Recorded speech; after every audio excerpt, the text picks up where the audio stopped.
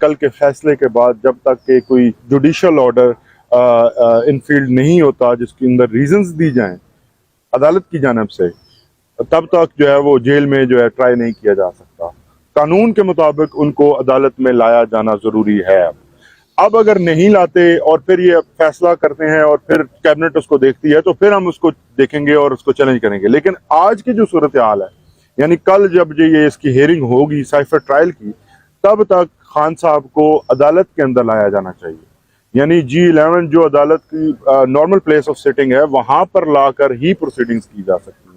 Otherwise Khan साहब को जो है वो जेल के अंदर रीजंस का भी कहा जा सकता है कि सिक्योरिटी की वजह से हम बाहर नहीं लेकर आ सकते। देखिए, इसी पॉइंट को हमने अदालत के सामने रखा था कि जज हो या कोई भी हो, इंतजामिया हो, वो इस किस्म के फैसले अपने आप नहीं कर सकते। कानून एक तरीकाकार वाज़ा किया है, उसी तरीकाकार की बुनियाद पर हमारी जो पिटिशन है वो एक्सेप्ट हुई इस्लामाबाद हाई कोर्ट के सामने।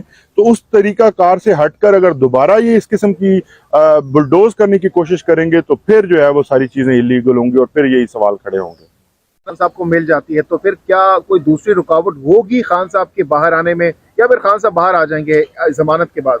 देखिए जी, इस वक्त खान साहब को अलकादर ट्रस्ट केस के अंदर गिरफ्तार किया हुआ है। उस गिरफ्तारी को भी हमने सुप्रीम कोर्ट ऑफ पाकिस्तान में चैलेंज कर रखा है, क्योंकि जो इस्लामाबाद हाई कोर्ट के फैसला था उसके अंदर आप तमाम लोग मौजूद थे अदालत के अंदर कि किस तरह से नैब ने गलत कानून का सहारा लेकर 4 डेट्स ली और फिर अदालत ने सारी दुनिया के सामने जब लॉ मिनिस्ट्री से रिकॉर्ड तलब किया तो जो हमारा क्लेम था, जो हम कह रहे थे कि ये नैब की तरफ से गलत कानून कोट किया जा रहा है, तो नैब को माफ़ी मांगना पड़ी और अदालत की तरफ से रिमार्क्स भी आए कि नैब ने ये जो काम किया है ये गलत काम किया। लेकिन उन रिमार्क्स का हमें कोई फ़ायदा नहीं दिया गया। हालांकि होता ये है कि जब आप कोर्ट के साथ गलत बयानी करते हैं तो उस गलत बयानी का खमियाजा जो है वो जो करता है उसको भुगतना पड़ता है। यहाँ पर इमरान खान को भुगतना पड़ रहा है कि इमरान खान की गिरफ्तारी दूसरी दफा जो है वो इस्लामाबाद हाई कोर्ट से जो है इसी अलकादर ट्रस्ट केस 9 मई के बाद से दूसरी दफा जो है इसको लीगल करार दिया गया।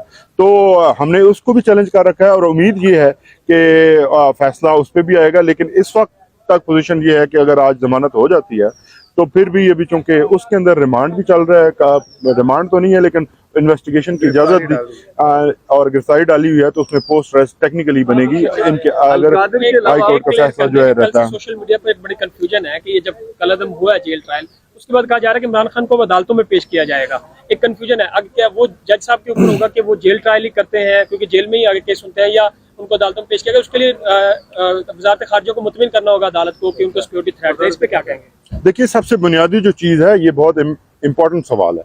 खान साहब को अब की जो सूरत हाल है, कह रहा था कि जिस तरह से शायद पाकिस्तान के सारे मुकदमे ख़त्म हो गए और आज अब सिर्फ एक ही मुकदमा बाकी बच गया, यानी इमरान खान का केस बाकी बच गया।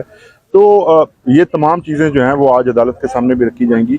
और मैं आपको बता दूं कि ज़मानत के केसेस के अंदर सबसे इम्पोर्टेंट एलिमेंट जिसको अदालतें देखती हैं वो बदनीति का एलिमेंट भी होता है कि इस मुकदमे को बनाने के पीछे अगर बदनीति प्रोसिक्यूशन की शामिल हो तो फिर ज़मानत हमेशा दे दी जाती है। तो इन्हीं ग्राउंड्स के ऊपर, इवन अदरवाइज के अगर हम ये कहें कि वो FIR और उसकी मेरिट्स और उस तरफ नहीं जाते और सिर्फ इसी के ऊपर देखते हैं कि ये बदनीति का एक ज़बरदस्त केस है, क्लासिक केस है कि इस तरह ना पाकिस्तान की तारीख में किसी भी पॉलिटिकल वर्कर, किसी भी साबिक वज़ीर आज़म की प्रोसिक्यूशन इस लेवल पर जाकर नहीं की गई जिस तरह से इमरान खान साहब के साथ किया गया। तो हम बड़े पुरुम्मीद हैं और हमें पूरी उम्मीद है कि इंशाल्लाह आज जो है इंसाफ होगा और जमानत होगी। कल का ऑर्डर आपको कितना हेल्पफुल होगा आज? जी बिल्कुल, वही मैं बता रहा हूँ कि ये बदनीति जो है, प्रोसिक्यूशन की जो बदनीति है वो साफ वाज़े तौर पर अब देखी जा सकती है, क्योंकि इस्लामाबाद हाई कोर्ट के डिविजनल बेंच ने हमारा जो हम क्लेम कर रहे हैं पहले दिन से, ये क्लेम उन्होंने अब इस्टेब्लिश कर दिया है और ये फैक्ट जो है इस वक्त एक हकीकत बनकर जो है वो सबके सामने है और इस मेलाफेडी का जो फायदा है वो इंशाल्लाह आज हम लेंगे। इसमें जज जो थे इस केस के, उन पर तो एतमाद का इजहार किया कि वो बरकरार रखे रहेंगे। जो पहली प्रोसीडिंग हुई है वो जो काबीना नोटिफिकेशन है उसके तनाजर में उन प्रोसीडिंग को उड़ाया गया है कि रीहेयर किया जाए, लेकिन आगे बढ़ते हुए यही जज फैसला करेंगे कि ओपन ट्रायल ना भी हो, ये कुछ तो ये तो इस आपके खिलाफ भी जा रहा है। देखिए जी, देखिए 2 चीज़ें हैं।